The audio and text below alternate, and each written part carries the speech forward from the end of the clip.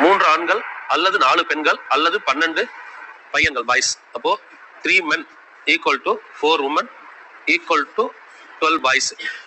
அப்போ 1 men equal to எத்தனை women? இப்ப எல்லாத்தையும் ஏதாவது ஒரு ஆளா மாத்தலாம். எல்லாத்தையும் மென்னா மாத்திரம்னா மென்ன ஒரு மென் அப்படின்னு வச்சுக்கலாம். ஓகேங்களா?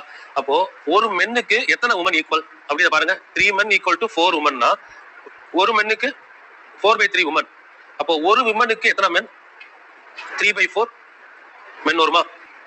ஒரு மென்னுக்கு 4/3 விமன். அப்போ ஒரு விமனுக்கு இந்த 4/3 என்ன சைடு போனா 3/4. அதே மாதிரி இதை டேலி பண்ணுங்க. 3 men equal to 12 boys cancel பண்ணீங்கன்னா ஒரு men equal to 4 boys. இப்போ 4 இந்த சைடு கொண்டு வந்தீங்கன்னா ஒரு பாய் equal to 1/4 men. அப்போ ஒரு பாய் equal to 1/4 men. இப்போ ஒரு மென்னா வச்சுக்கலாம். ஒரு உமனுக்கு பதிலா 3/4 போடலாமா? ஒரு பாய்க்கு பதிலா 1/4 போடலாம். இங்க என்ன கேட்டிருக்காங்க?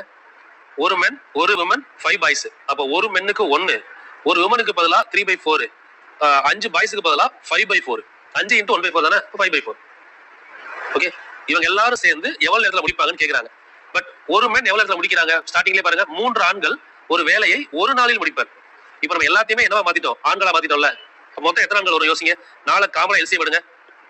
4 + 3 7, 7 + 5 12. அப்ப 12/4 3. அப்ப எத்தனை மென் வருது டோட்டலா? 3 மென். क्वेश्चनலயே 3 மென் எத்தனை நாள்ல முடிக்கிறாங்கன்னு சொல்றாங்க. அப்ப நமக்கு வந்திருக்க ஆன்சர் 3 மென் தானே. அப்ப ஆன்சர் ஒரு நாள். क्वेश्चन அப்படியே கேட்டிருக்காங்க. பட் ஆனா உள்ள இருக்க டேட்டா வந்து ஸ்ப்ளிட் பண்ணி கொடுத்துட்டாங்க.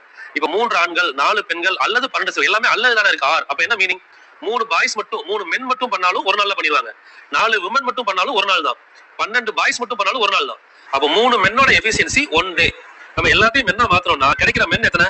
3. அப்ப 3 மென் அப்படின்னா क्वेश्चनலயே இருக்கு. எத்தனை நாள் முடிப்பாங்க? ஒரு நாள். இந்த क्वेश्चனுக்கு ஆப்ஷன் ஏ இஸ் கரெக்ட்மா? புரியுதா? பாத்துக்கோங்க அது.